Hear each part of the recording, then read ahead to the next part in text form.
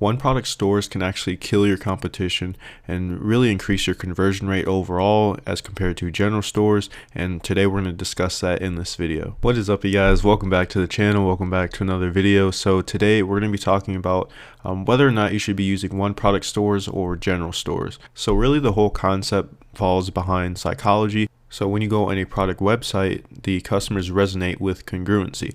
So if your ad, the product, and the website all sort of have the same colors, they have the same like the images and stuff all match like what was in the ad, and everything is just matching and congruent, then a customer is going to be able to have more trust in your store, as opposed to a general store where you have all these different mixed colors and stuff. Maybe the colors in the ad don't match the website or the product, and it's really just going to throw off your conversion rate, which is why I highly recommend that you guys do a one product store as opposed to just doing a general store. But there is a difference between a general and niche store. Usually how most niche stores come into formation is they'll start out with a one product store, and then once they start selling one product very well, they'll branch out and do other products that are similar to it, which is a very useful tactic. But when you are starting out, let's say you're a new dropshipper, what I recommend that you guys do, if you want to do a general store starting out, that is fine. You can have, you can test different products and stuff with that store, and then once you find a product that sells well or a winning product, you can sort of narrow down that store to focus on that one product alone and cater all the different colors, the images, your logo with that single product, and then remove all the other ones. What I do recommend is, if you're going to do this route, just make sure your general store logo or your name is something broad. So obviously, if you're going to be testing all these different products to eventually convert to a one product store, maybe don't call it like Mug Nation or Knife Surplus, stuff like that. So that way, when you do have it converted over one product store, it'll be much easier. That way you don't have to put in all this extra work and coming up with a new logo, new brand name, stuff like that. It'll just save you a lot of time in the long run. But the reason why a customer's trust will go up on a one product store is the perceived value, quality of the product when they land on it. So, and this is because customers are willing to pay for quality over just a deal. So I'm sure you guys have wondered, like, you see all these different products on Amazon, and then you see a website that's dedicated or catered to that specific product alone. You're probably wondering, well, how do they get traffic? How do they get sales when Amazon's selling the product for half the price? And really just comes down to branding. Like recently, some people like the Oculus Quest, for example, that product is on Amazon, and I'm sure you can get deals here and there. However, people still go on the website and buy it at full price. And you have to have this sort of mindset when you get into dropshipping. Like, you're trying to create an actual brand, creating a one product store around a product. It's a psychological effect, and it all just goes back to branding, like I said.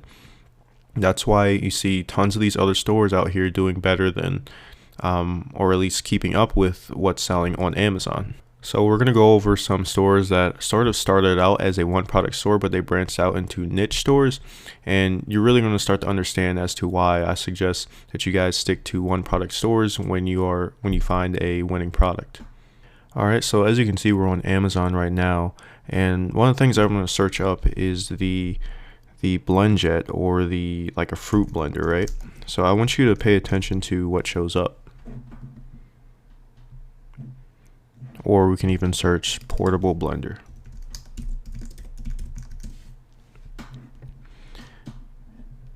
And when you see these different brands, obviously this resonates with you. I'm sure dropshippers in this space, you sort of see this product and like, oh, well, that's BlendJet, right?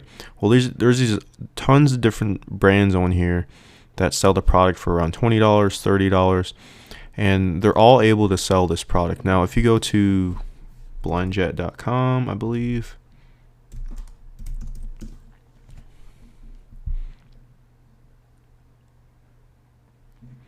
you can see sort of how this website solely caters to this specific product. And this was a one product store like originally. However, they branched out and they're now a niche store, which is the goal that you want to have when you get into one product store dropshipping, if that's what you want to call it. And they do these different smoothie blends. I think they sell other stuff too, but their main product remains the blend jet, or the portable blender. And like, you go on Amazon, you see these other brands. There are other brands out there that do well with this specific product. Of course, they aren't branded by BlendJet.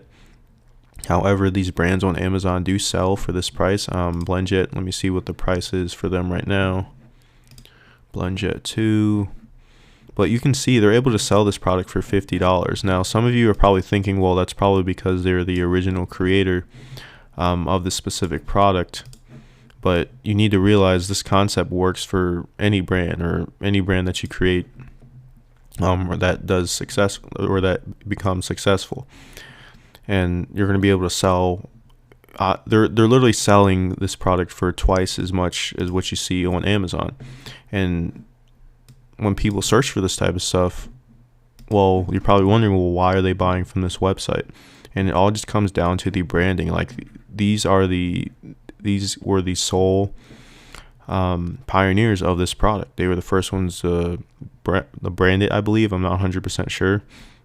But it's just the same concept with any product. Now, you don't have to be the first one to sell it, but you can be the first one to really brand the product well, have quality design, have a quality website. And as you can see here, like, they have a very similar theme or color combo throughout their website. Like, it's a blue, light bluish, kind of green here. But yeah, this is the concept that you want to sort of have in mind when you're starting your first dropshipping store.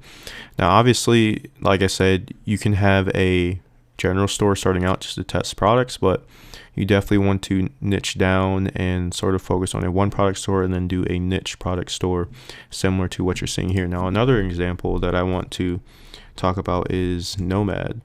Now, I'm not 100% sure what their website link was, but yeah, nomadgoods.com. These guys sell wireless chargers. Their main product is a wireless charger, which I believe it's this base station hub. And I think they were a one product store at one point, but now they branched out and they're doing niche product stuff. So they do these AirPod cases, they do these watches, these watch covers, stuff like that. And this was sort of another store that focused on a one product sort of brand or concept. And this is their main product. They sell this lamp for $200. Now, obviously, if you go on Amazon, I'm sure you can find something similar to it. But basically how it works is it's a lamp and it's a wireless charger. But the whole concept of this is their main product. Like, this is the main thing that they sell on Facebook, Google, or whatever. However, if you go into these different categories here, you can see that they sell a whole bunch of stuff. And the website is very simple. It caters to their main product. But I believe that's what they solely sell, is this lamp here specifically. And I believe they sort of just branched out and sold other stuff like you see. But the store is very simple. The product ads, if you look this up on Facebook, it caters to the colors, the website, the product, the ad, everything just matches up. But that's definitely something that you guys need to focus on later down the road. So in short, actually, I want to look up right now. Let me see if I can find this actual lamp on here. A lamp wireless charger. This looks like it's it right there. So yeah, I mean, there's other people selling this product, obviously, for, half the price almost. So there's stuff similar to it, but people are able to sell this. Like, we can look at, let me see if I can.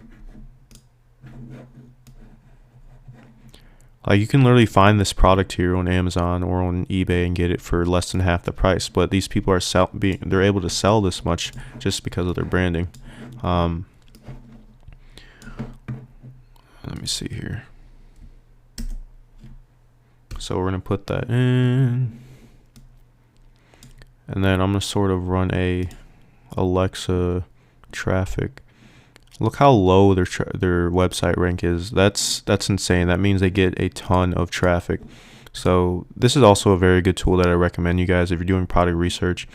It basically just tells you how much traffic a website is getting. The lower the Alexa rank, the better. But yeah, that's insane. Like, people are buying this product for $200, and it goes back to their branding. Like I even talk about in previous videos, how important one product stores are, the branding, and that's really what you want to focus on. Like, another example that I could tell you guys is Dr. Squatch. Like, how many videos do you see of them on Facebook, and their main product is soap? It's literally soap bars that you can get like 10 of them for $50, which is pretty crazy. And you can go on Amazon or eBay or some other website and get them for a couple cents, maybe 50 cents per soap bar. But it just all comes back to your overall branding, and that's just their main focus of their store. That's literally their one product. However, they branched out and they're doing a whole space, like a niche of different products that they do now. Like, they do like deodorant, they do toothpaste, I believe now, body spray, hair gel, and it's all in the same type of space. So if you guys get anything out of this video, one thing I want you guys to focus on is doing one product stores, or starting out with general stores, testing products, then go down to one product stores, and then sort of branch out and do other products that are similar to that one product that you're working on, and just branch out and sort of find your own space, find your own market, whether that's on Facebook, Google. But yeah, hopefully you guys enjoyed this video. Make sure you guys like down below and subscribe. If you guys have any questions, comment them down below. Let me know what you want to see next. Other than that, I'll see you guys in the next video. Peace.